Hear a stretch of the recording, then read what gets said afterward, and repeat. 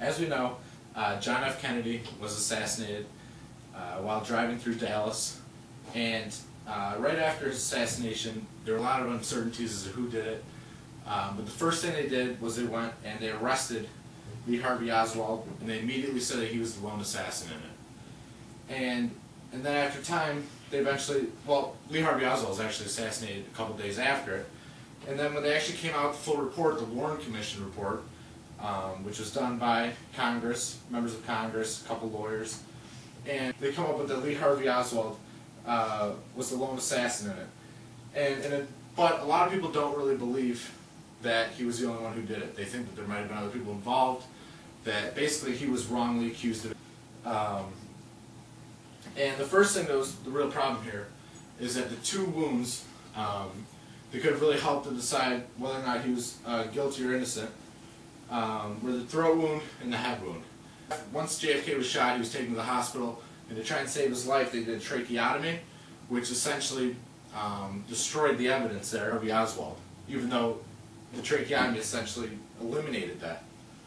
At the same time, the head wound, which we can watch a video of it later, but what it was is that when a bullet goes in, it'll actually hit, and the bigger space will be left on the outside of it. So if it hits this end, it'll leave a little sized bullet hole, but over here will actually be where the big hole is left missing. So when the Warren Commission brought up the evidence forth for the court, or for the final results, the biggest hole was in the front, which would mean that the shot came from the back and from where the Texas Book School Depository, so Oswald is guilty. But then if you actually talk to some members of the hospital, some of the doctors working there, some of the people who actually saw the body of JFK when he was brought to the hospital, a couple of them actually said that they thought there was some tampering with it. One actually came out and said that there was tampering with it. And these, again, were eyewitness doctors to it.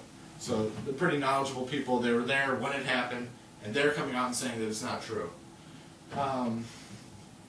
But again, so if the hole had been smaller in the front and bigger in the back, as the doctors described it was when JFK was brought in, then that would mean that the shooters came from the grassy knoll, and thus Oswald wasn't a lone assassin. He may not have even had a shot.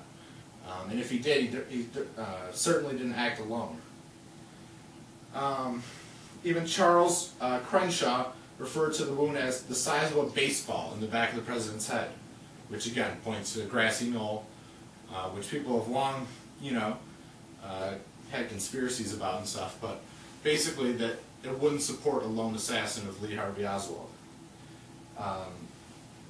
Now the other thing they did was they did a really poor job of interviewing witnesses. There were 266 people who were quoted as saying that they had seen the assassination. Now only 126 of those were actually interviewed by the Warren Commission. So they left out a huge gap, a huge hole of all the eyewitnesses. They just didn't talk to them, didn't interview them.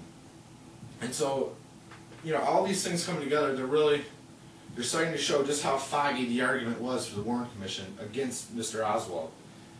The other thing they did, another eyewitness, Jack Ruby, the guy who actually shot Lee Harvey Oswald, he said that he wanted to give more, talk more about it, talk about why he did it, what happened with JFK, and they refused to take him back to Washington. They refused to let him go back and give his testimony. He even said that it has something to do with you, Mr. Warren, to the head of the Warren Commission, Chief Justice Warren. And so they refused to bring him back. They said there wasn't enough security, they're afraid for his health. He died shortly after of cancer and was never able to give his testimony. So again, he said that he knew what happened essentially. That he had all these different things to come forward with, but he wanted to do it in Washington where it could be taken down, it could be official, and they wouldn't bring him there. Now the other thing too is that they painted him in the Warren Commission report as a gun enthusiast. But if you go back and talk to the people who were in the Marines with him, that doesn't support it. One of his friends from the Marines actually talked about him when they would have like routine checkups, make sure everybody was keeping track of their weapons. And Oswald was always the one with the dirtiest weapon. It was never cleaned. It was never ready to go. and he just didn't seem to care at all. And this is somebody who they, again, painted as a gun enthusiast, who they always had to tell to clean his gun because it was always messy, it was never ready. And then at the same time, if you think about it, the motorcade was actually speeding up and going away from Mr. Oswald. If if we agree that he was in a Texas school book depository, it was going away from him, and there was a tree coming into sight. So to make that shot, it would have had to have been an excellent shot. Now there are 3 levels in the Marines for a shooter. You can either be a marksman, sharpshooter, or the highest level. And what he was, he only got to the 2nd level of those 3 on his first try. He barely made it. And then in his 2nd try, when he redid it, he only got the 1st level.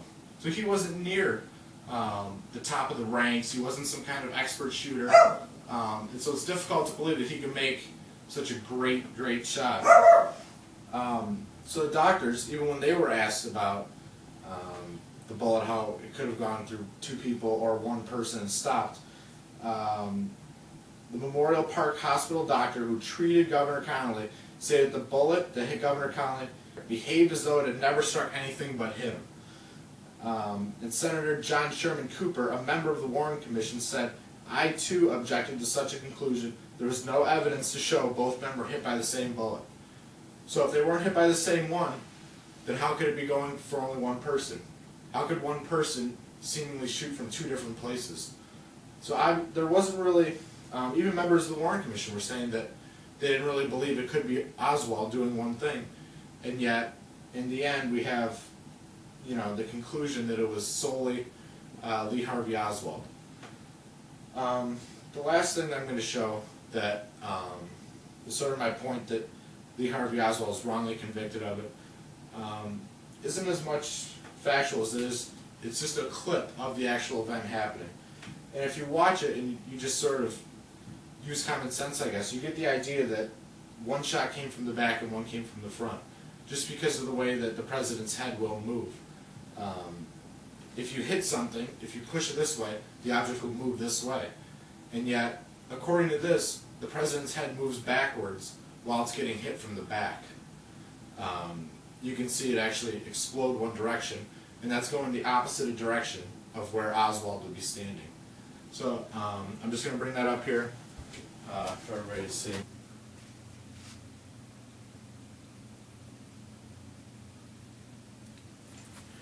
And see, he actually moves backwards right there, which is interesting because, as I said before, the evidence of what they brought forth for Oswald is that it would be going the opposite way. So I hope that through this, even if you haven't changed your opinion on what happened, even if you still think it was Oswald, that at least this has kind of given you a couple different viewpoints into sort of the errors of the Warren Commission and the idea that Oswald was wrongly convicted of it, if for nothing else that there was not enough evidence. Again, he was shot just days after the incident, and so they weren't able to really test or interview him. They weren't able to get much information out of him. And so even if he did do it, there really wasn't enough evidence there. It was all sort of circumstantial, and they said that it was him right from the get-go. Right from the beginning of the investigation, they said that it was him who did it by himself, and it seemed as though they were just working towards that conclusion no matter what. So that's my presentation. Thank you all for listening, including you, Professor Cox, and that's it.